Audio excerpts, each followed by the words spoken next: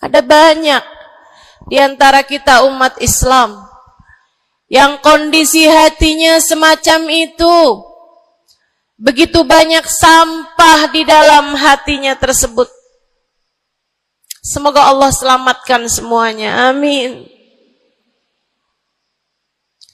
Maka hal pertama, kalau kamu kepengen punya hati yang selamat, yang nomor satu adalah bersihkan hatimu dari semua sampahnya, keluarin. Apa sampahnya hati? Dosa-dosa yang telah kamu lakukan. Idza aznabal abd nakat fi qalbihi nuqtah sauda. Kata baginda kita Nabi besar Muhammad, idza aznabal abd, ketika seorang hamba mengerjakan dosa, tertorehlah di dalam hatinya satu titik hitam. Sampahnya hati. Kamu tiap kali bikin dosa, dosa apa aja? Bukan hanya dosa besar, zina, bukan hanya dosa besar, minum minuman keras atau narkoba, bukan hanya dosa besar, judi atau riba, bukan hanya dosa-dosa besar. Kalau itu titik hitam yang sangat besar tertoreh di dalam hatimu itu. Bahkan dosa-dosa kecil, sekedar marah-marah sama suami, atau ngambil uang suami. Gimana? Pernah? Rezeki istri solehah ustazah. Lagi mau nyuci, kelihatan, alhamdulillah. Emang haram ya ustazah? Ya haram, bukan punya kamu. Kan katanya ada hak istri dalam harta suami. Iya betul kalau dia kasih. Kalau dia kasih, kalau nggak kasih, nggak halal juga. Bahkan dosa-dosa kecil, seperti melihat tetangga, terus kamu bilang, ya ampun, cakep banget ya. Nyesel saya nggak kawin sama dia.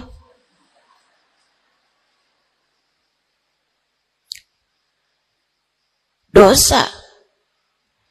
Seperti memandang seseorang dengan pandangan menghina. Seperti membicarakan aib orang lain. Setiap kali kamu berbuat dosa, apapun bentuk dosanya, satu titik hitam tertoreh di dalam hatimu itu. Ini istighfar wa tab. Musih. Kalau dia beristighfar, kalau dia bertaubat, dihapuslah titik hitam tersebut. Wa illa, kalau enggak, ya tetap aja ada. Kamu bikin dosa lagi, bikin dosa lagi, bikin dosa lagi, bikin dosa lagi. Enggak pernah istighfar, enggak pernah memperbaiki diri. Aurat tidak kamu tutup dengan baik. Sehingga akhirnya setiap kali kamu keluar dilihat oleh laki-laki yang bukan mahrammu. Satu titik hitam, satu titik hitam, satu titik hitam. Sampai terkadang hati seseorang dipenuhi dengan titik-titik hitam. Hatinya menjadi legam. Hatinya menjadi penuh dengan titik-titik hitam. Semakin bertambah lagi, semakin bertambah lagi, jadilah karat. Jadilah karat. Kalau udah jadi karat, na'udzubillah. Ini yang Allah sebutkan di dalam Al-Quran. Kata Allah, kalla, a'udzubillahi minasyaitonirrajim, kalla, bal rana ala qulubihim bima kanu yaksibun, kalla, innahum an rabbihim yawma idin lamahjubun. Kalla, kata Allah. balran. Ada ran, ada karat di dalam hati mereka tersebab dosa yang menumpuk tanpa pernah dimohonkan ampunan. Kalla innahum an rabbihim yawma idzin lamahjubun. Orang kalau hidup bawa karat hasilnya apa? Orang kalau hidup bawa karatnya hati hasilnya apa ya Allah? Kalla innahum an rabbihim yawma idzin lamahjubun. Orang yang hatinya punya karat pada hari tersebut ia akan terhalang dari Allah Tuhannya. Guru saya Sayyidil Habib Umar bin Hafid menyampaikan tafsir mengenai ayat ini. Kata Habib Umar bin Hafid, tidak mati dengan membawa iman. Orang yang hatinya penuh dengan karat, apabila datang ajal menjemput, iman tercerabut dari dalam hatinya, hingga ia pun mati, keluar dari atas muka bumi ini dengan tanpa membawa iman Islam. Dia keluar dari atas muka bumi ini bukan sebagai hamba Allah, bukan sebagai umat Nabi besar Muhammad sallallahu alaihi wa ala alihi wasallam. Dia meninggal dunia dalam keadaan su'ul khatimah. Na'udzubillah min dzalik. Jangan biarkan karat memenuhi hatimu. Jangan biarkan hatimu dosa-dosa yang telah kamu lakukan menjadi berkarat dalam hatimu itu. Saya kesian sama kamu. Enggak apa-apa. Hidup terus-terusan ngontrak, enggak apa-apa.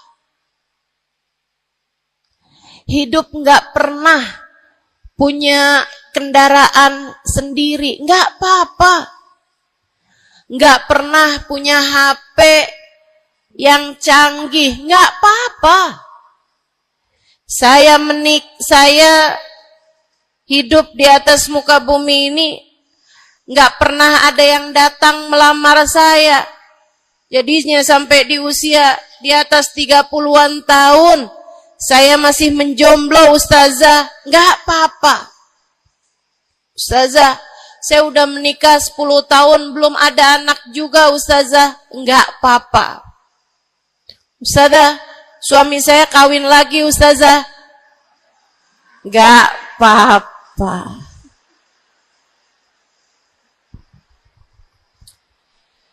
Hidup di dunia ini, apapun yang terjadi, semuanya hanyalah sementara. Kamu hanya perlu memastikan agar tatkala datang ajal menjemput, kamu punya modal. Dan modal utamanya yang nomor 1 adalah hati yang bersih. Hati yang selamat. Kamu bawa pulang menghadap Allah Subhanahu wa ta'ala bigalbin salim. Kamu bawa hati yang selamat. Insya Allah.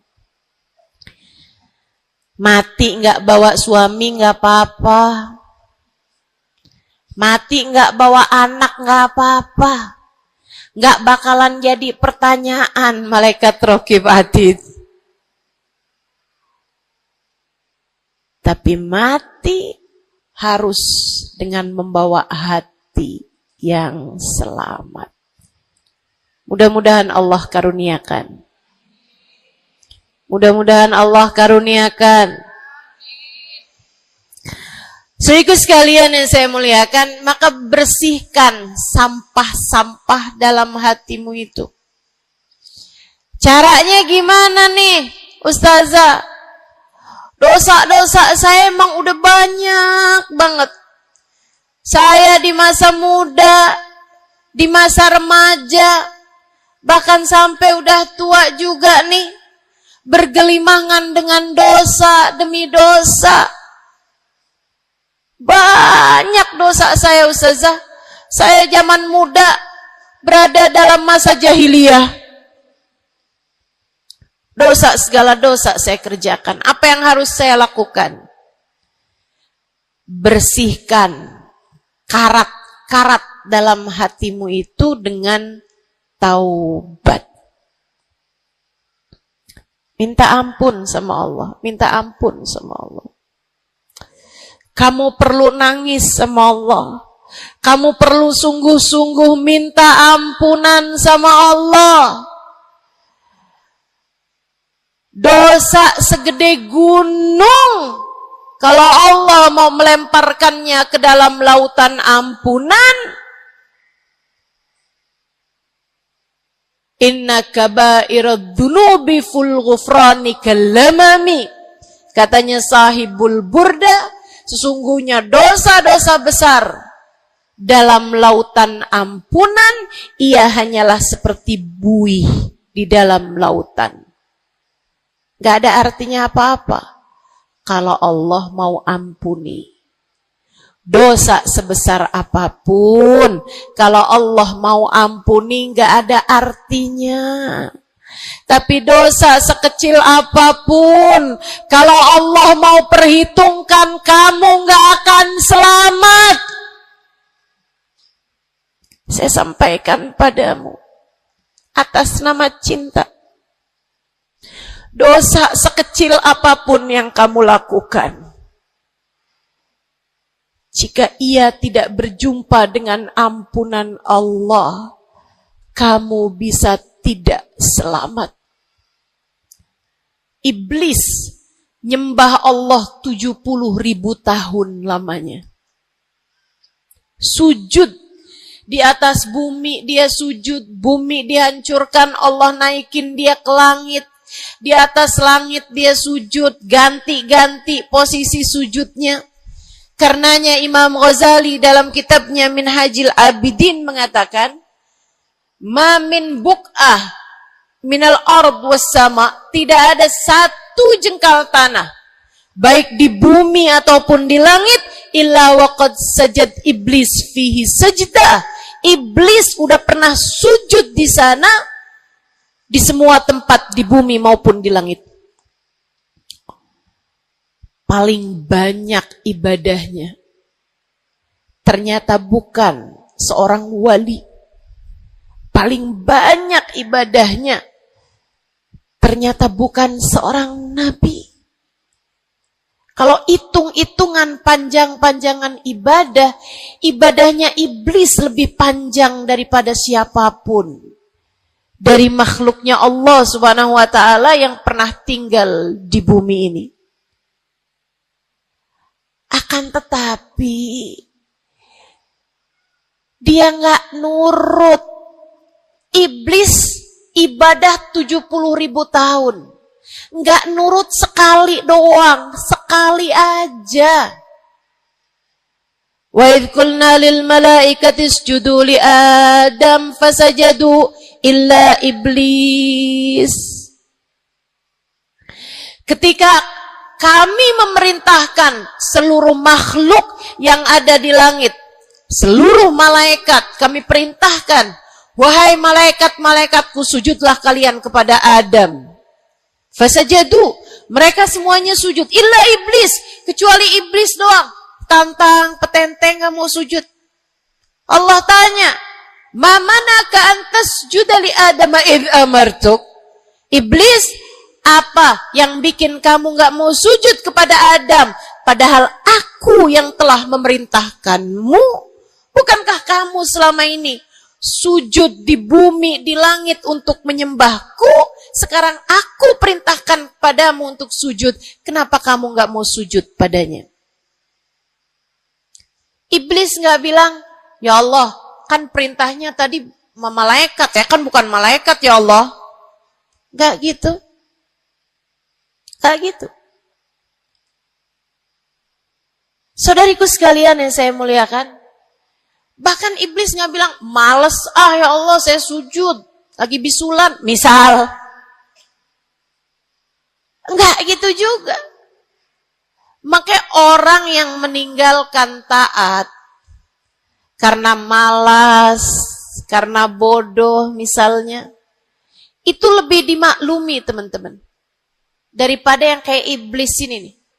Ketika ditanya apa yang membuatmu gak mau sujud, wahai iblis, kepada Adam, iblis dengan pongahnya, dengan sombongnya mengatakan, ana khairun minhu, saya lebih baik daripada Adam. Khalaqtani min nar wa khalaqtahu min tin. Saya berasal dari api, sementara Adam berasal dari tanah. Tanah diinjak-injak ya Allah, sementara api begitu hebatnya. Fahbit minha fa innaka rajim. Kata Allah, kita yang taat sama dosa sama-sama baik.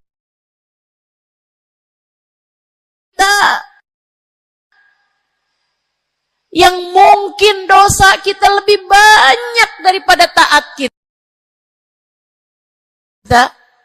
Kayak katanya Habib Ali Habsyi, kadang ada orang Islam, malaikat raqib yang nyatet pahala nganggur berbulan-bulan. Sementara malaikat atid yang nyatetin dosa sibuk bener. Gimana dengan kita? Iblis hanya satu saja melanggar aturan Allah. Allah kemudian mewahyukan padanya, keluar kamu wahai iblis dari surgaku, sesungguhnya kamu terkutuk. Kamu, kalau Allah mau memperhitungkan satu saja dosa kamu, kamu nggak akan selamat. Saya sampaikan padamu, iya kamu, semua yang dengerin saya. Kalau Allah mau memperhitungkan satu saja dosamu, kamu nggak akan selamat. Kamu tidak akan selamat. Tapi kan saya anaknya Fulan bin Fulan. Tapi kan saya keturunannya Fulan bin Fulan. Tapi kan saya istrinya Fulan bin Fulan. Bu, Kak, Dek, Nak, nggak selamat siapapun kamu. Anaknya Nabi Nuh, nabinya Allah tenggelam.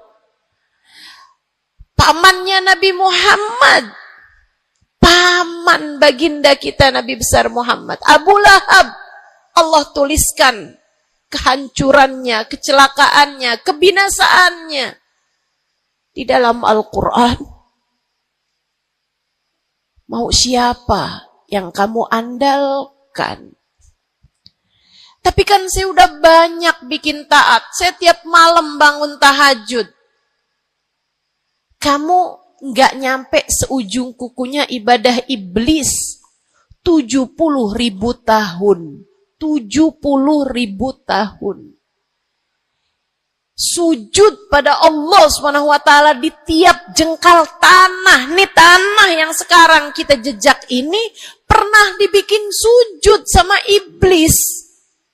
Waktu iblis tinggal di atas muka bumi ini. Tapi semuanya nggak manfaat.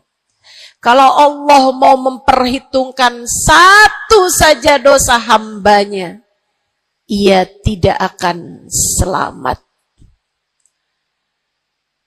Sebab Allah hanya mau menerima hati yang tidak ada sampah di dalamnya.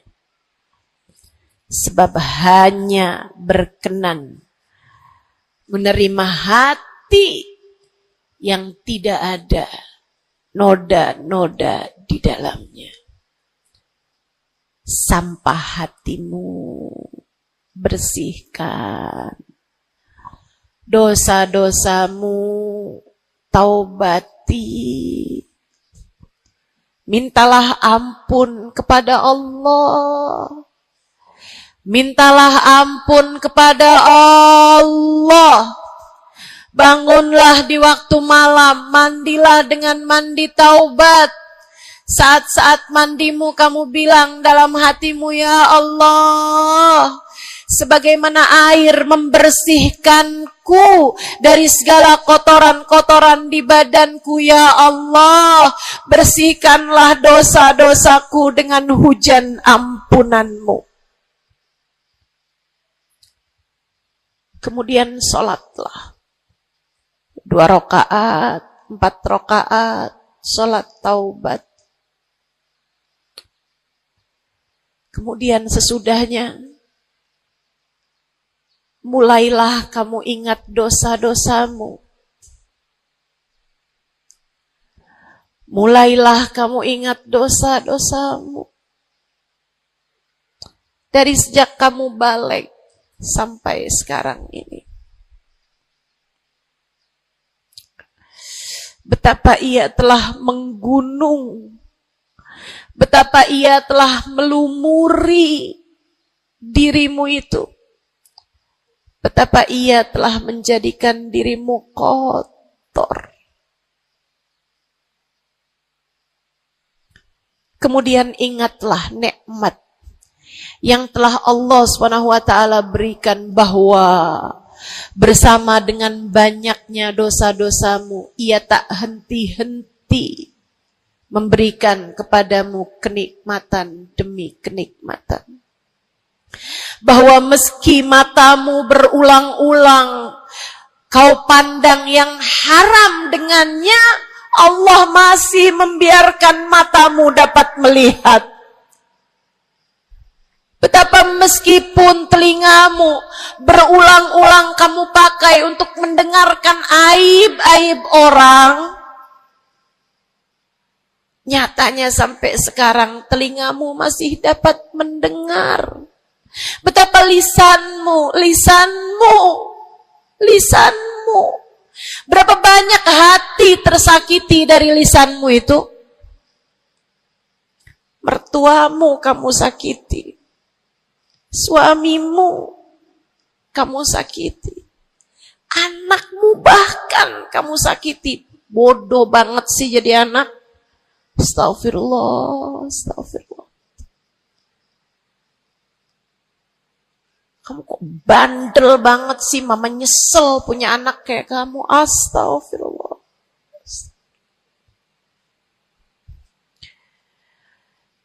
Betapa lisanmu menyakiti hati tetanggamu, saudara-saudarimu, sahabat-sahabatmu, orang-orang di sekelilingmu, merasakan gangguan dari lisanmu itu, tersakiti dari lisanmu itu. Tapi meskipun entah sudah berapa banyak dosa tercatat dari lisanmu, Allah masih tetap membiarkan lisanmu dapat berbicara sampai saat ini. Nikmat tak henti-henti Allah berikan kepadamu, bukan? Betapa durhakanya diri kita. Namun betapa penuh rahmatnya Allah kepada kita. Betapa berlumurannya kita dengan dosa-dosa. Namun betapa Allah bersama dengan segala dosa-dosa yang kita lakukan, tak henti-hentinya membanjiri kita dengan kenikmatan. Wa in ta'uddu ni'matallahi la tuhsuha. Kalau kamu mau hitung nikmatnya Allah, kamu tak akan pernah mampu menghitungnya. Sesudah kamu ingat-ingat dosamu, kamu ingat nikmat Allah kepadamu, kamu ucapkan seperti ucapan baginda Nabi Muhammad.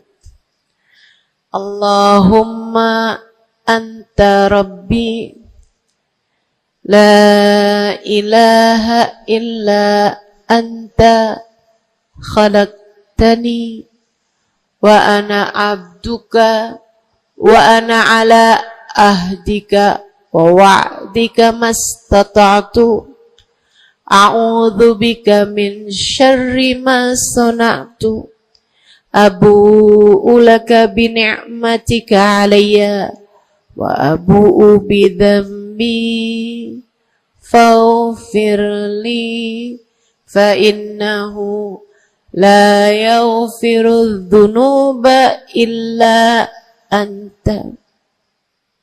Ya Allah, Engkau adalah Tuhanku. Tak ada Tuhan kecuali Engkau.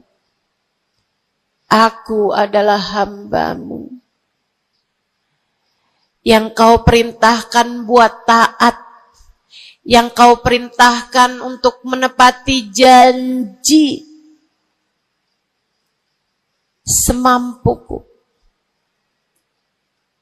Ya Allah, aku berlindung dari buruknya perbuatan yang telah aku lakukan. Begitu buruk, begitu jelek dosa yang telah aku perbuat padamu, ya Allah.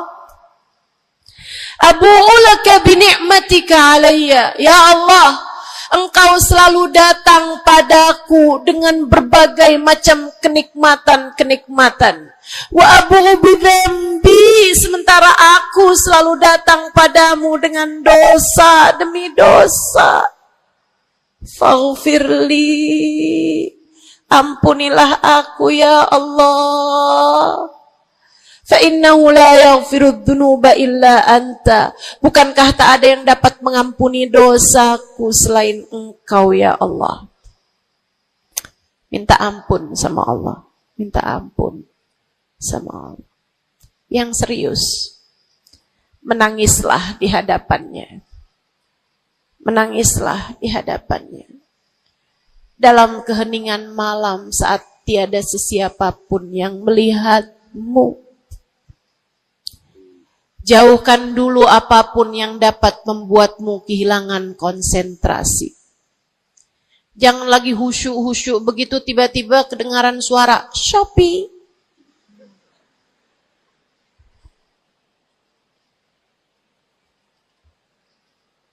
Kamu langsung jadi hilang konsentrasi. Yang mana nih ya?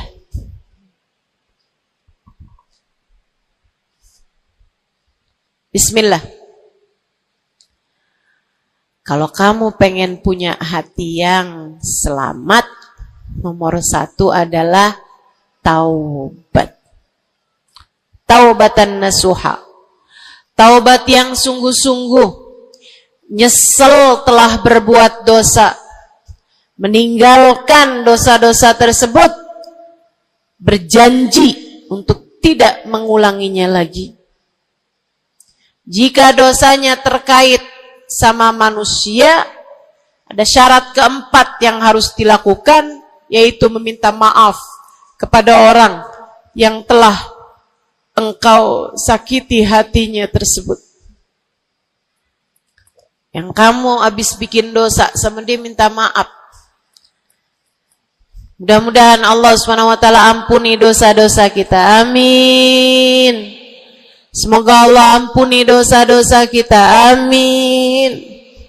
Ketika ada seorang ulama ditanya, ya Syekh, wahai Syekh, kalau saya nih punya banyak hajat nih, punya banyak permintaan, tapi waktunya sempit buat doa. Doa apa yang seharusnya saya panjatkan? Misalnya nih, lagi sebentar nih bisa kepegang Hajar Aswad. Lagi sebentar nih bisa ada di depan Ka'bah. Lagi sebentar nih bisa ada di dekat makam Nabi Muhammad sallallahu alaihi wasallam. Sesudah kita ucap salam kepada baginda Nabi. Ini apa nih yang harus saya minta kepada Allah? Hajat saya banyak, sementara waktu saya sempit buat doanya. Apa yang harus saya mintakan?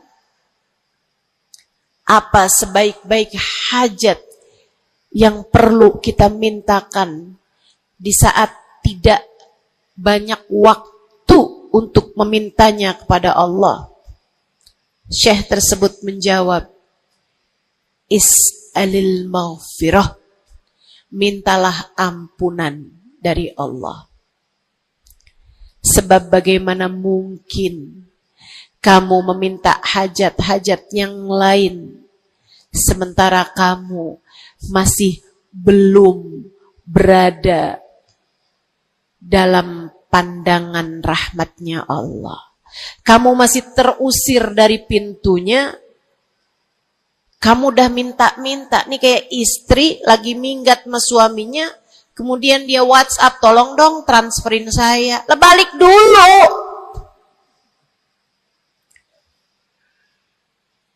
Baru minta.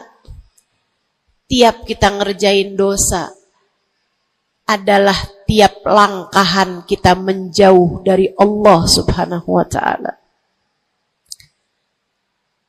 Tiap kali kamu mengerjakan dosa adalah langkahan-langkahanmu menjauh dari Allah Subhanahu wa ta'ala. Karenanya mendekat dulu, masuk dulu, Allah bukain pintu dulu, baru deh silahkan minta yang lainnya. Kalau sempit waktumu, mintalah ampunan dari Allah Subhanahu wa ta'ala. Ini kan kerjaan kita nih suka salah-salah kalau doa. Giliran lagi ada hujan nih, wah doa mustajab, langsung. Ya Allah jodoh ya Allah. Yang cakep, yang ganteng, yang kaya, yang setia, yang soleh. Banyak bener.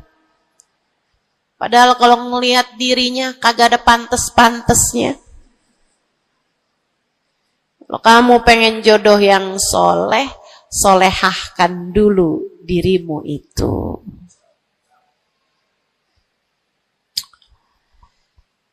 Begitu datang hujan, ya Allah, duit yang banyak ya Allah, duit yang banyak ya Allah.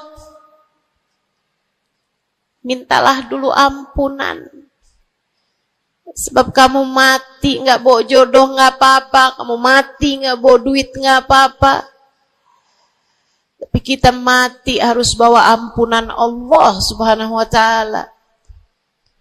Sebab dosa akan mengotori ruang hati kita. Maka syarat utama hati yang bersih adalah keluarkan sampah darinya dengan cara taubat.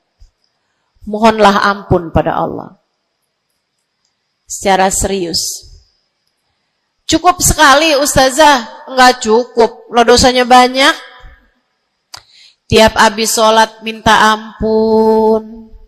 Tiap ada kesempatan buat doa minta ampun. Tiap lagi datang hujan minta ampun. Tiap lagi ziarah ke makam Nabi, ke makam wali, minta ampun sama Allah. Tiap lagi datang orang soleh, katanya doa sambil memandang wajah orang soleh yang mustajab. Apa yang mesti kita minta? Minta ampunan dari Allah Subhanahu wa ta'ala. Minta ampunan dari Allah Subhanahu wa ta'ala. Itu satu syarat mutlak utama. Pengen hatimu selamat, keluarkan sampah-sampahnya. Habis keluarin sampah-sampahnya, nah sekarang udah bersih. Ternyata ada penyakit-penyakitnya. Ada bagian itu yang atapnya bocor. Ada airnya yang tersumbat. Penyakitnya rumah. Bukan begitu? Saudaraku sekalian yang saya muliakan, kamu kepengen hatimu jadi hati yang selamat, sembuhkan hatimu dari berbagai macam penyakit-penyakitnya. Apa aja sih penyakit-penyakitnya hati? Banyak. Imam Ghazali menyebutkannya dalam kitab Ihya Ulumuddin. Sampai jadi satu kitab yang tebal membahas mengenai hal-hal yang buruk yang ada dalam hati manusia. Bahasan panjang, nggak akan keburu waktunya buat bahas panjang itu. Tapi saya bilang Bu, kayak rumah, Saya pernah beli rumah. Suami saya beli rumah. Kemudian saya liatin rumahnya bagus, bersih, cakep. Udah nih. Kemudian satu hari saya ajak teman saya yang ngerti urusan rumah. Ahli desain interior rumah. Saya bawa masuk dalam rumah saya. Dia liatin.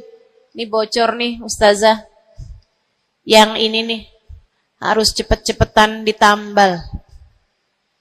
Terus dia lihat ada bagian atap tuh bocor tuh Ustazah. Tambal dulu Ustazah. Dibenerin dulu tuh Ustazah sebelum ditempatin.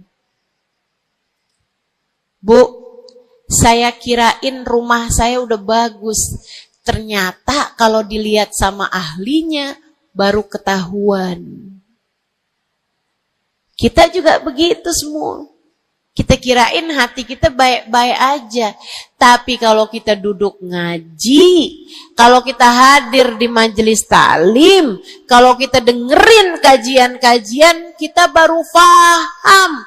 Ya Allah, ternyata hati saya ada penyakitnya di sini. Ternyata saya juga punya penyakit yang ini. Ternyata saya punya penyakit yang ini.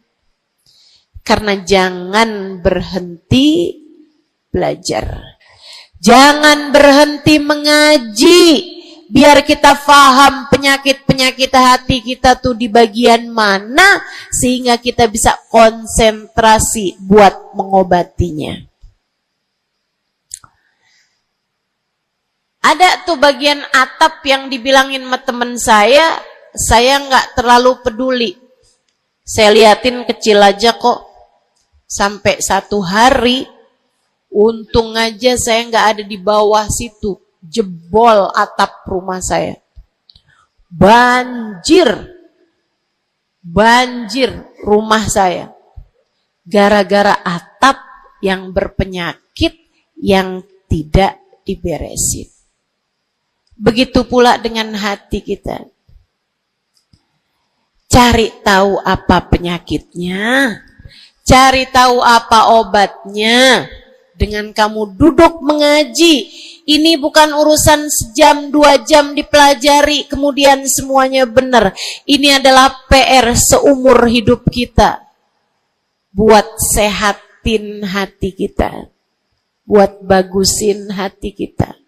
Buat bersihin hati kita.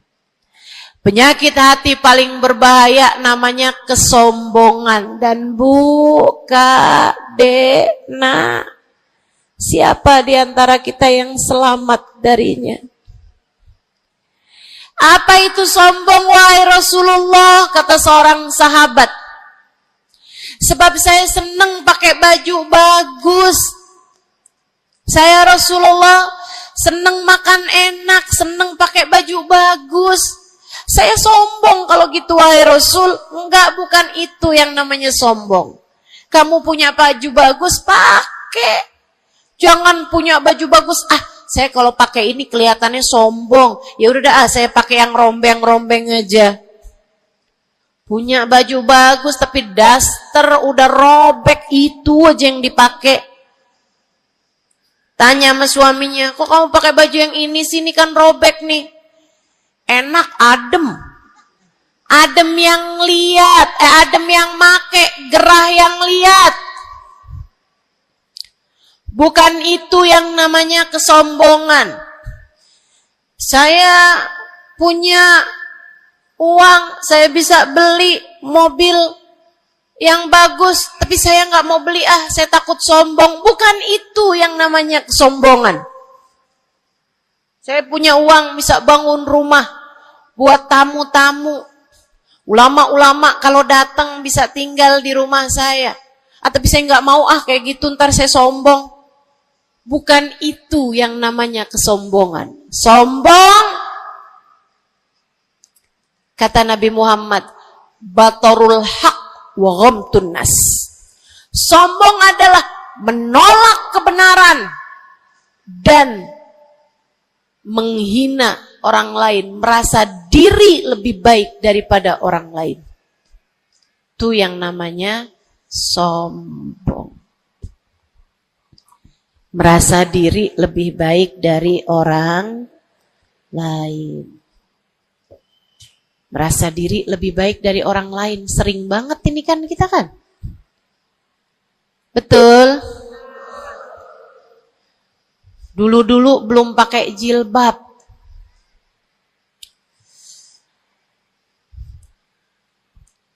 Nggak ngerjain taat yang namanya menutup aurat. Habis itu kemudian pergi majelis, hadir kajian pakai jilbab, rapi banget. Bahkan tumpuk-tumpuk. Ustadzanya pakai jilbab 1 lapis, dia pakai 3 lapis. Tapi dia ngelihat orang-orang yang belum pakai jilbab, ya ampun, belum dapat hidayah, sian. Saya rasanya kepengen buat bisikin sama dia, Mbak, Israel udah deket. Boleh gak sih Ustazah, saya bisikin di telinganya, malaikat penjaga neraka kirim salam.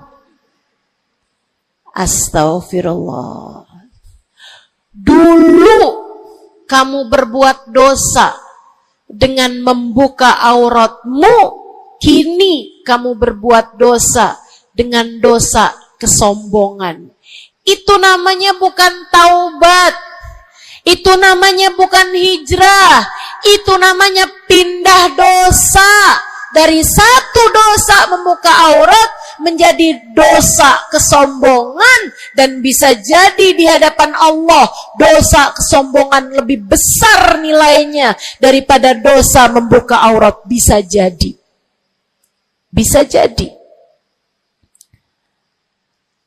Para ulama mengatakan, rubba maksiatin awrathat dhullah ahabbu ilallah min ta'atin awrathat kibra. Terkadang kemaksiatan yang melahirkan rasa rendah diri di hadapan Allah lebih Allah sukai daripada ketaatan yang melahirkan kesombongan. Hati-hati. Hati-hati sama hati. Jangan biarkan kesombongan merusak hidupmu. Jangan. Ada banyak para istri yang merasa dirinya lebih mulia daripada suaminya. Banyak. Hati-hati. Hati-hati. Saya belajar dari umi saya. Meninggal dunia 2 tahun yang lalu. Belum sampai hampir 2 tahun.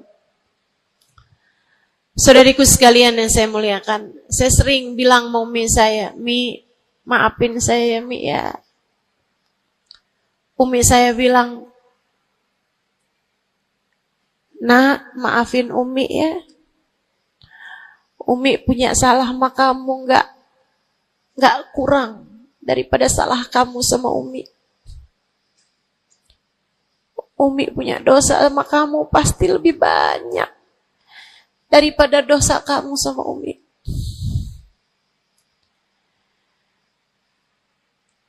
Itu rasa yang jarang dimiliki para ibu. Seringnya ibu tuh merasa selalu lebih baik daripada anaknya. Seringnya ibu tuh merasa dia nggak punya salah, dia nggak punya dosa, yang punya dosa banyak tuh anaknya kepada dirinya, bukan begitu? Ayo minta maaf dulu sama ibu, ayo minta maaf dulu. Kan seringnya bilang gitu sama anak-anak kita. Kamu tuh nak, ibu ini adalah ibumu, surgamu berada di bawah telapak kakiku. Waduh. Betul, al-jannah tahta aqdamil ummahat. Tapi ucapan kamu yang semacam itu kesombongan. Yakin bakal masuk surga? Yakin? Yakin bakal masuk surga, Bu? Para ibu yang suka bilang surgamu anakku berada di bawah telapak kaki ibumu, yakin kamu bakal masuk surga? Hah? Allah nggak pernah wajib memasukkanmu ke dalam surga, Bu. Allah nggak pernah wajib menghindarkanmu dari api neraka, Bu.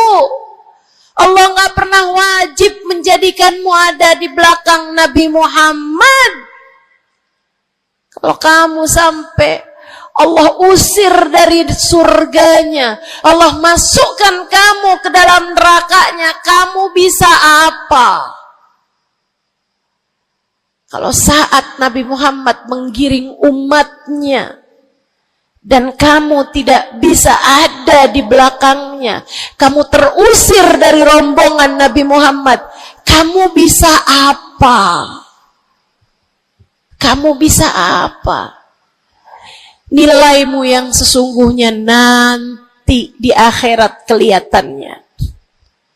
Nilaimu yang sesungguhnya nanti di akhirat kelihatannya. Jadi kalau kamu mau sombong tar di akhirat, kalau sampai kamu bisa masuk ke dalam surga Allah, kalau kamu sampai berada di barisan-barisan terdepan dalam rombongan Nabi besar Muhammad,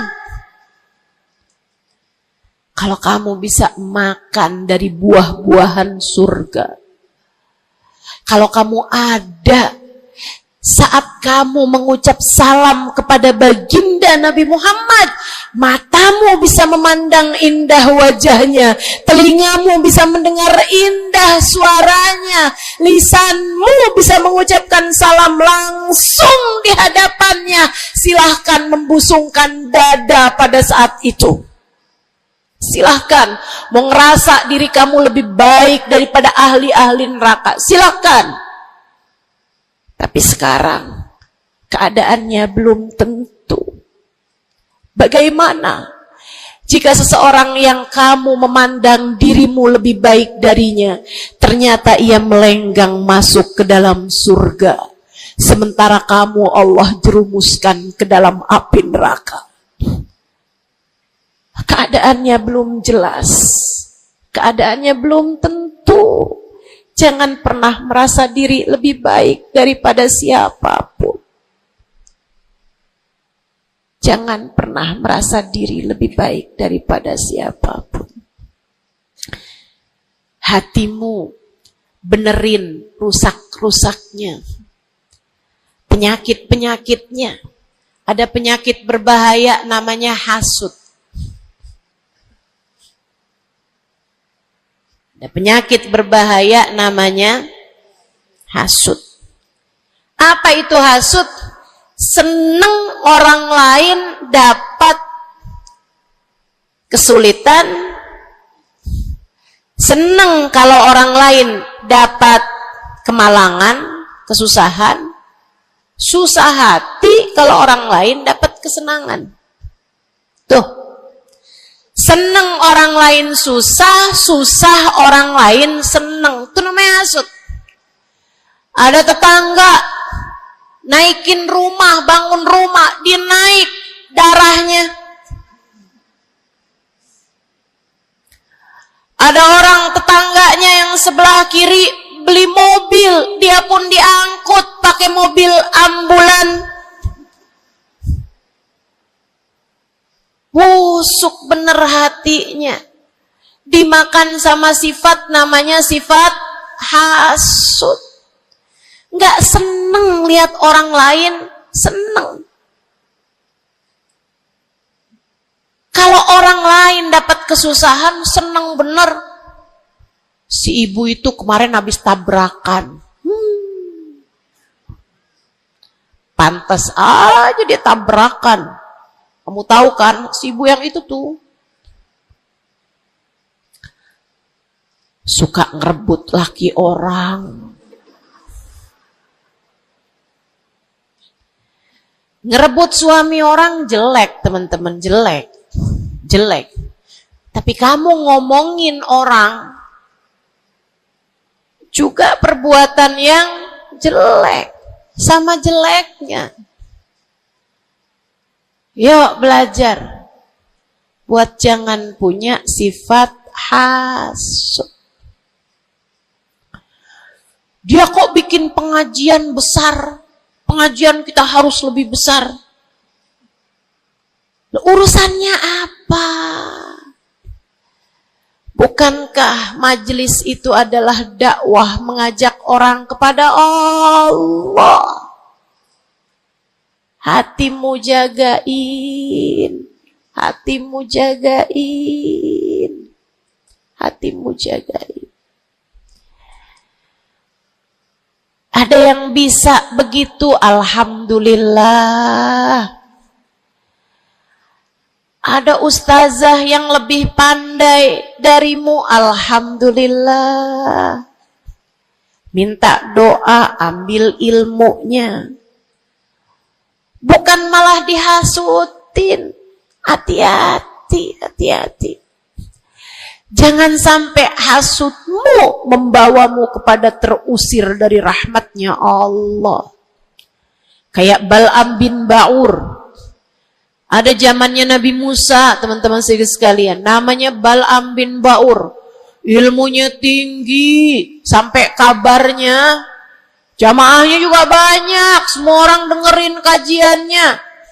Ini saya serem nih. Ini saya serem nih. So ikut sekalian nih, ngeri banget nih.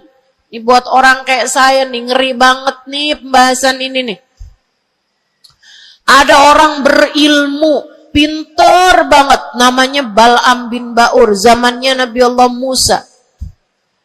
Jamaahnya banyak. Kalau dia hadir kajian, wow, semua orang di kampungnya hadir semuanya. Imam Ghazali cerita, dia sampai-sampai dari berilmunya, ilmunya tingginya Allah kasih sama dia ilmu yang tinggi. Kalau dia ada dapat pertanyaan yang dia nggak tahu jawabannya, dia doa bisa lihat jawabannya langsung dari Lauhil Mahfuz. Kurang pinter apa? Kurang berilmu apa? Kurang hebat apa? Kurang dekat apa sama Allah? Kamu jadi ustazah, berapa banyak ilmumu? Kamu jadi seorang pendakwah, berapa banyak ilmumu? Kamu yang dianggap sebagai ulama, berapa banyak ilmumu? Merunduklah. Saudariku sekalian yang saya muliakan, si Bal'am bin Ba'ur, kabarnya sampai para malaikat turun ikut serta mencatat pelajaran-pelajaran yang dia berikan. Yang ngaji sampai bukan cuman orang, bukan cuman jin ikut ngaji, sampai malaikat-malaikat Allah ikut ngaji. Kurang apa hebatnya? Tapi Allah hancurkan Bal'am karena sifat hasud. Nabi Allah Musa datang ke kampungnya Bal'am bin Ba'ur. Jamaahnya Bal'am bin Ba'ur semua datang kepada Nabi Musa. Nabinya Allah, tentu saja semua datang. Semuanya datang kepada Nabi Musa. Semua minta doa kepada Nabi Musa. Semua berharap berkah dari Nabi Musa sebagai seorang nabinya Allah Subhanahu wa ta'ala. Jalla jalaluhu wa ta'alat azamatuh. Yang biasa hadir di majelisnya Bal'am kepengen istiqomah. Kepengen rutinannya nggak terganggu, jadi dia tetap bikin rutinan walaupun ada Nabi Allah Musa alaihissalam. Jamaahnya dikit yang hadir. Mulai nih orang-orang yang berpenyakit datanglah kepada Bal'am bin Ba'ur. Rupanya Bal'am bin seorang nabinya Allah. Dia nggak lihat Nabi Musa sebagai seorang yang diberi kelebihan lebih banyak daripada dirinya karena diwahyukan wahyu kepadanya. Bal'am bin Ba'ur termakan sifat hasud. Ia pun berdoa meminta kepada Allah, ya Allah hancurkanlah Musa. Ya Allah, hancurkanlah Musa. Hancurkanlah Musa ya Allah. Saudaraku sekalian yang saya muliakan, Allah angkat semua kelebihannya Bal'am bin Ba'ur. Bahkan kabarnya dialah orang ateis pertama di atas muka bumi ini yang mengatakan alam semesta enggak ada Tuhannya. Ngeri, ngeri, ngeri. Allah cabut bahkan iman dari dalam hatinya Bal'am bin Ba'ur. Iman Allah cabut. Dari yang asalnya berilmu kayak begitu, Allah sampai cabut imannya, teman-teman saudaraku sekalian. Allah pun ceritakan tentang Bal'am bin Ba'ur dalam Al-Quran. Kata Allah Subhanahu wa taala, "A'udzu billahi minasyaitonir rajim. Famathaluhu kamathalil kalbi in tahmil alaihi yalhath au tatrukhu yalhath." Perumpamaannya Bal'am bin Ba'ur seperti anjing. Kalau kamu angkat, dia menjulur-julurkan lidahnya. Kalau kamu tinggalkan, dia pun juga tetap menjulur-julurkan lidahnya. Dianjing-anjingin, bukan sama orang, sama Allah Subhanahu wa ta'ala. Lihat betapa Allah Subhanahu wa ta'ala kalau murka sama seseorang nggak tanggung-tanggung. Siapapun kamu, kalau Allah murka sama kamu, nggak tanggung-tanggung murka Allah. Bahkan kepada seseorang yang dibukakan lauhil mahfud kepadanya, Allah jadikan dia seperti anjing, kata Allah dalam Al-Quran. Jangan berani-berani punya sifat hasud. Ingat, kalau ada orang diberi kelebihan lebih daripada kamu, ingat, yang ngasih kelebihan itu satu, namanya. Kalau ada seseorang tertimpa kemalangan, jangan sok-sokan merasa diri lebih baik daripada orang tersebut. Ingat, yang ngasih kemalangan kepadanya hanya satu, namanya Allah. Hati-hati sama sifat namanya sifat hasud. Satu, bersihkan hatimu dari sampahnya yaitu dosa dengan cara taubat dan mohon ampun terus-terusan. Kedua, benerin rusak-rusaknya hatimu, penyakit-penyakitnya hatimu, yang terutamanya adalah sifat sombong dan sifat hasud. Hatimu belajar untuk tidak membenci siapapun. Hatimu belajar buat gak benci sama siapapun. Yang terakhir, kalau kepengen hatimu selamat, hiasi. Kalau rumah nih, udah sampahnya udah bersih, rusak-rusaknya udah dibenerin, udah direnovasi, sekarang tinggal yang terakhir. Apa itu? Hias-hiasi rumahmu. Pasangin horden, pasangin lampu yang bagus, pasangin lantai yang bagus, ditaroin dekorasi-dekorasi, pajangan-pajangan kamu taro-taro, ada sofa, ada tempat tidur, dihias-hiasi rumahnya. Dicat rumahmu itu dengan warna-warna yang cocok, kan begitu? Hiasi hatimu dengan cinta. Hiasi hatimu dengan cinta. Hatimu ada cinta kepada yang semestinya dicinta. Siapa? Nomor satu Allah, nomor dua Nomor 3, cintai apapun dan siapapun pada cintanya Allah dan Rasulnya. Cintai ulama karena mereka adalah pewaris para nabi. Cintai habaib dan syaraif karena mereka adalah orang-orang yang punya nasab sambung sama baginda Nabi besar Muhammad sallallahu alaihi wasallam. Cintai keluarga Nabi Muhammad, cintai para istri-istri Nabi Muhammad, cintai para sahabat-sahabat Nabi Muhammad, terutamanya al-khulafaur rasyidin, sadatina Abi Bakar wa Umar wa Uthman wa Ali. Cintai para sahabat Nabi Muhammad, cintai para ulama-ulama kita di sepanjang zaman, cintai Imam Syafi'i, Imam Maliki, Imam Hambali, Imam Hanafi.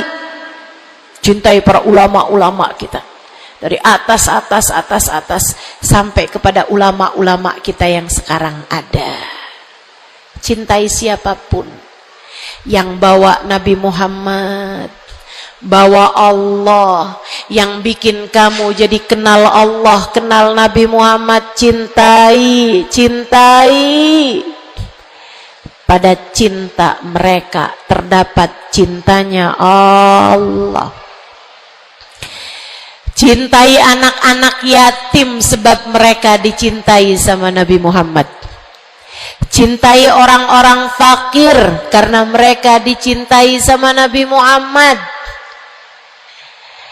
Cintai suamimu sebab kalau kamu cintai suamimu ya, bukan suami orang. Punya suami nggak dicintai, suami orang dia cintai. Astaghfirullah. Cintai suamimu, Bu, sebab dalam cintamu kepadanya mendekatkanmu kepada cintanya Nabi Muhammad, mendekatkanmu kepada cintanya Allah. Kamu sayangi, kamu hormati, kamu muliakan suamimu, Allah ridho kepadamu, Nabi Muhammad sayang kepadamu. Cintai orang tuamu sebab Allah memesankan kepada kita untuk cinta kepada orang tua kita. Cintai anak-anakmu sebab mereka umatnya Nabi Muhammad. Mereka umatnya Nabi Muhammad. Nabi Muhammad sangat sayang sama umatnya yang masih kecil-kecil. Nabi Muhammad sangat sayang sama umatnya yang masih belia, masih remaja. Mereka disayangi sama Nabi Muhammad, maka kamu pun harus sayang sama mereka. Yang tua-tua diantaramu sayangin, yang muda-muda diantaramu sayangi. Kata Nabi Muhammad, laisa minna man lam yuqir kabirona wa lam yarham saghirona. Tidak termasuk diantara umat Islam yang enggak hormat sama yang tua, yang enggak sayang sama yang muda. Cintai semuanya. Terakhir, cintai dirimu sebab kamu umat Nabi Muhammad. Cintai dirimu sebab kamu hambanya Allah. Jangan merasa diri nggak berharga. Dirimu berharga. Dirimu layak masuk surga kalau kamu taat sama Allah. Jangan menganggap diri nggak ada artinya. Jangan. Kamu berarti sebab ada kalimat paling tinggi di dalam hatimu. Bunyinya kalimat La ilaha illallah Muhammad Rasulullah. Kamu berharga, saudariku sekalian. Kamu berharga. Jangan mau menghinakan dirimu dengan kemaksiatan. Jangan mau menghinakan dirimu dengan merebut suami orang.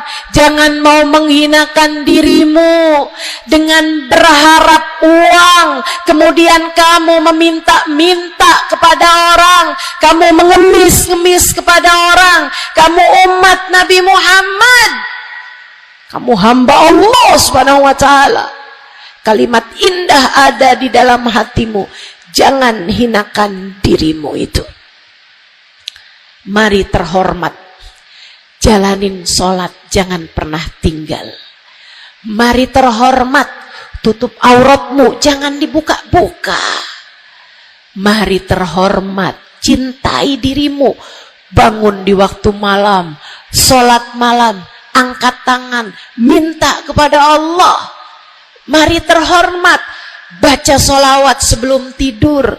Wahai Rasulullah, saya adalah umatmu, berharap akan dapat masuk surga di belakangmu ya Rasulullah. Mari cintai dirimu sebagai hamba Allah, sebagai umat Nabi Muhammad. Insya Allah. 3 hal itu jika kamu lakukan, bersihkan hati dari dosa-dosa, sembuhkan penyakitnya hati yang ada dalam dirimu, kemudian yang terakhirnya, hiasi hatimu dengan cinta dan kasih sayang kepada siapapun yang ada di atas muka bumi ini. Sayangi aja semuanya, cintai aja semuanya, sebab dalam cinta kepada semuanya terdapat cintanya Allah dan Rasulnya. Saya sakit, tapi saya tetap datang ke Pontianak karena saya sayang, karena saya cinta sama orang-orang Pontianak. Bukan karena Pontianaknya, tapi karena yang berkumpul di sini adalah umatnya Nabi Muhammad. Saya berharap dengan saya datang padamu, umatnya Nabi Muhammad, semoga Nabi kalian berkenan memandang saya dengan kasih sayangnya.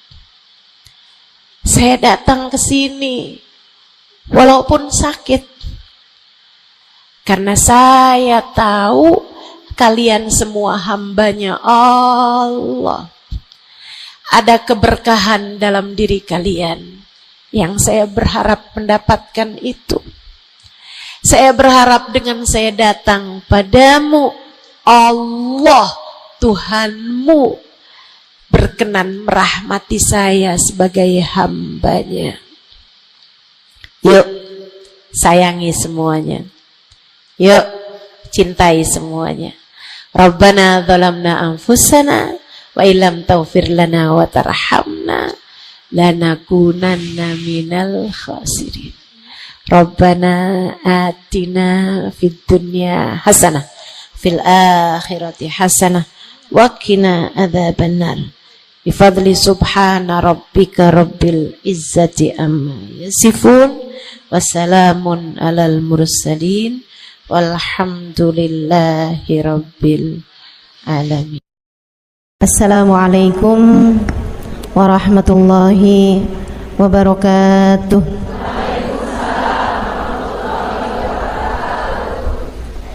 Alhamdulillah, wassalatu wassalamu ala Rasulillah Muhammad ibn Abdillah wa ala alihi wa sahbihi wa man wala. Subhanaka la ilma lana illa ma 'allamtana innaka antal alimul hakim. Rabbi shrah li sadri wa yassir li amri wahlul 'uqdatan min lisani yafqahu qawli, amma ba'du. Baik, sebelum kita mulai, kita akan baca niat belajar bersama-sama. Mudah-mudahan ilmunya nanti sekali lagi jadi ilmu yang manfaat buat kita sekalian. Bismillahirrahmanirrahim. Nawaitu ta'allum wa ta'lim wan naf'a wal intifa' wal mudzakarah wat tadhkir wal ifadah wal istifadah wal hidza ala tamassuk bi kitabillah wa sunnati rasulillah sallallahu alaihi wa alihi wasallam والدعاء إلى الهدى والدلالة على الخير ابتغاء مرضاته وقربه وثوابه وحسن الخاتمة مع اللطف والعافية وصلاح العاقبة برحمتك يا أرحم الراحمين. لحضرة النبي محمد صلى الله عليه وسلم وآله وصحبه وأزواجه وذريته وأهل بيته وسلم وجميع الأنبياء والمرسلين والملائكة أجمعين أن الله يغفر لهم ويرحمهم ويعلي درجاتهم في الجنة وينفعنا ببركاتهم وأسرارهم وأنوارهم وعلومهم ونفعاتهم في الدين والدنيا والآخرة. الفاتحة. Baca bersama-sama. A'udzu billahi minasyaitonir rajim. Bismillahirrahmanirrahim. Alhamdulillahi rabbil alamin. Arrahmanir rahim. Maliki yaumiddin. Iyyaka na'budu wa iyyaka nasta'in. Ihdinas siratal mustaqim. Siratal ladzina an'amta 'alaihim ghairil maghdubi 'alaihim waladdallin. Amin. Taqabbalallah minna wa minkum, taqabbal ya karim. Warraghbah fid dunya, sementara rakus ambisi terhadap dunia, tukathirul ham, bikin banyak sumpah, wal hazan, dan bikin banyak kesedihan. Bikin sedih badan kita, bikin sedih hati kita, bikin sumpek dan bikin akhirnya jadi berpenyakit ya badan kita ini. Ar-raghbah fid dunya. Wal batalah, sementara batalah, kalau di situ diartikan apa batalah? Nganggur ya, benar. Cuman bahasa yang enak apa ya? Tugasil galba, lalai dari Allah, maksudnya ya nggak kepengen dunia juga, nggak kepengen akhirat juga gitu, kayak gabut. Anak zaman sekarang bahasanya gabut ya. Gabut itu apa sih sebenarnya? Nggak ada kerjaan gitu kan? Itu kayak ada singkatan nggak butuh gitu kali ya dari itu ya.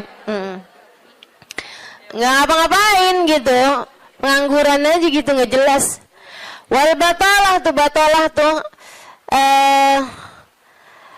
terlena, nganggur gitu kan, tidur mulu gitu, luntang lantung.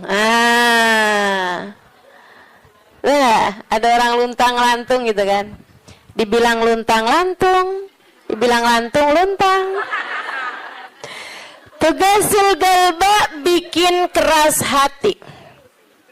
Bikin keras hati. Nganggur itu penyakit bahaya memang. Bahaya. Wa qala alaihi salatu wassalam, dan bersabda pula baginda Nabi besar Muhammad, Naja awwalu hadhihi al-umma biz-zuhdi wal yaqin. Awal umat ini terselamatkan dengan zuhud, wal yakin, dan dengan keyakinan yang kuat. Wasayahlik akhiruha bil hirsi wa tulil amal, dan akan hancur akhirnya umat ini, akan hancur disebabkan hirs, ambisi terhadap dunia, wa tulil amal, dan panjang angan-angan. Wa ma warada minal ayati wal akhbar wal athar fi dammid dunya wa dammil muhibbina laha wal raghibina fiha wa dammil hirsi 'alaiha kharijun anil hasr. Dan apa yang warid, apa yang datang dari ayat, hadis, athar itu yang disampaikan oleh Nabi maupun para ulama, fi dammid dunya, dalam celaknya dunia, maksudnya mengenai betapa buruknya dunia, betapa buruknya orang-orang yang mencintai dunia, betapa buruknya orang yang ambisi terhadap dunia, dan mil hirs 'alaiha, betapa buruknya orang yang rakus terhadap dunia. Banyak sekali kharijun anil hasr, enggak bisa kehitung. Ayat, hadis maupun ucapan para ulama mengenai betapa buruknya dunia, betapa buruknya para pecinta dunia dan lain sebagainya ini banyak banget hadisnya, keterangannya enggak kehitung. Watasani fil ulama, dan karangan-karangan para ulama rahmatullahi alaihim, semoga rahmat Allah senantiasa tercurah pada mereka, minas salaf wal khalaf, baik dari ulama zaman dulu maupun ulama-ulama belakangan, masyhunah bidzalik, penuh sekali dengan hal-hal yang seperti itu. Kayak Imam Ghazali gitu kan, nulis dalam kitabnya baik Ihya Ulumuddin ataupun kitab yang terakhirnya beliau itu namanya Minhajul Abidin dan lain sebagainya, itu banyak banget mengenai hal-hal yang seperti ini gitu. Betapa pentingnya kita untuk zuhud terhadap urusan dunia. Tsumma inad dunya ibaratun wallahu a'lam bisawab. Sampai situ ya. Nabi Muhammad alaihissalam mengatakan, az-zahada fid dunya tuyrayyihul qalba wal badan. Zuhud dunia nih. Apa tuh zuhud? Zuhud itu teman-teman tidak mengharapkan kesenangan dunia dari Allah sekalipun ya, enggak minta gitu, enggak seneng gitu sama kesenangan dunia dari Allah. Itu namanya zuhud akhirat. Dan juga teman-teman, zuhud ama manusia itu tidak menginginkan apa yang ada pada manusia, apa yang dimiliki orang enggak kepengen. Itu kan, itu namanya zuhud fima fi aidin nas. Ini disampaikan Nabi Muhammad dalam hadisnya, izhad fid dunya yuhibbukallah, wazhad fima fi aidin nas yuhibbukan nas. Kata Nabi Muhammad alaihissalam, zuhudlah kamu dari dunia. Zuhud tuh enggak seneng, enggak ambisi, enggak fokus kepada kesenangan dunia maupun pencapaian dunia. Hati-hati, tipis teman-teman bedanya, gitu kan?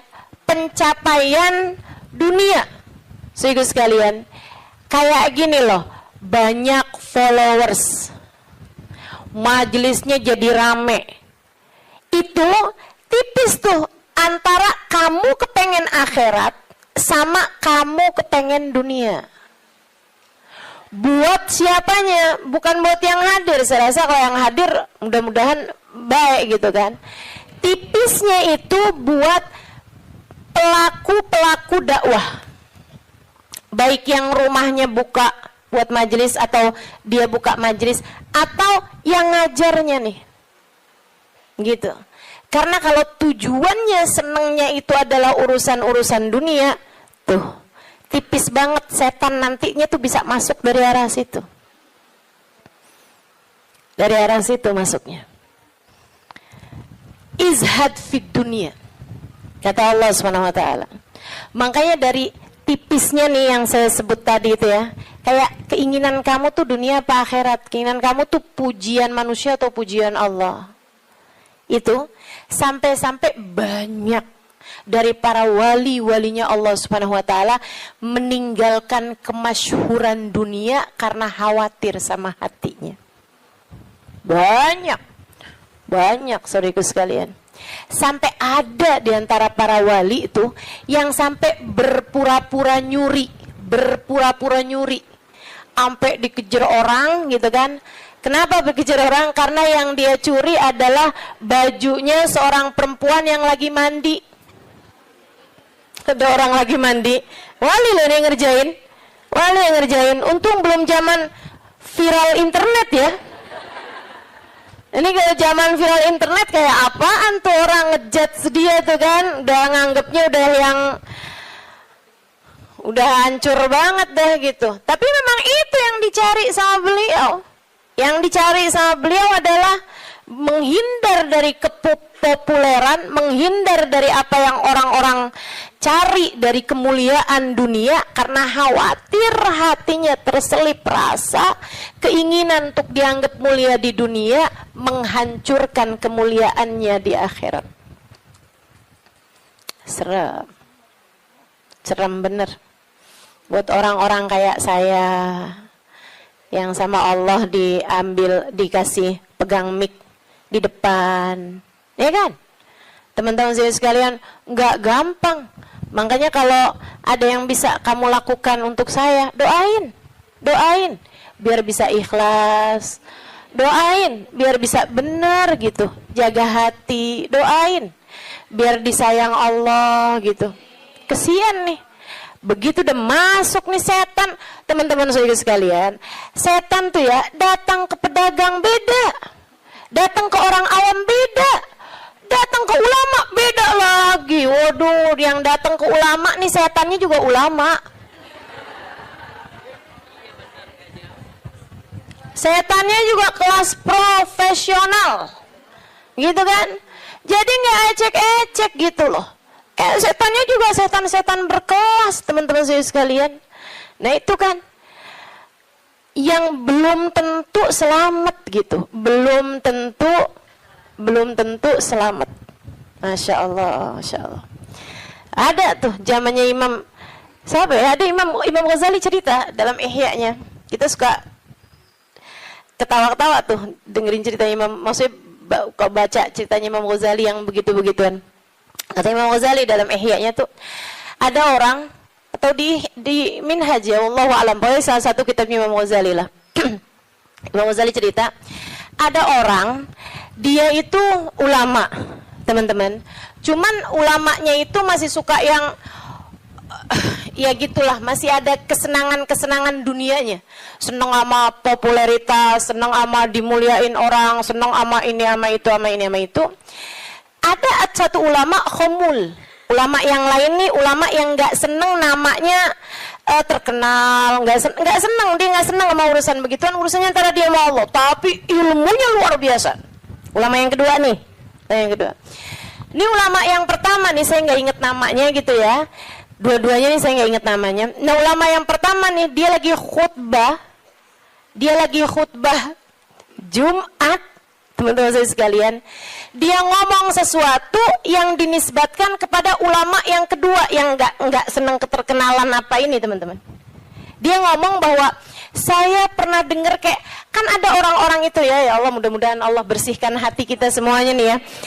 Ada orang-orang yang kalau cerita sama orang lain, bahkan di mic sekalipun, senang menunjukkan kedekatannya sama ulama yang lain atau sama orang-orang yang berilmu, guru-guru apa segala macam gitu kan ya. Yang tujuannya adalah biar orang tahu nih, gua deket sama si ini, gua deket sama si itu. Paham maksud saya? Mudah-mudahan Allah selamatkan hati saya, mudah-mudahan Allah selamatkan hati kita semua. Sehingga sekalian, dia bilang tentang ulama B nih. Dia bilang, saya pernah dengar syekh ini mengatakan gitu kan. Syekh itunya hadir di majelis tersebut, ya.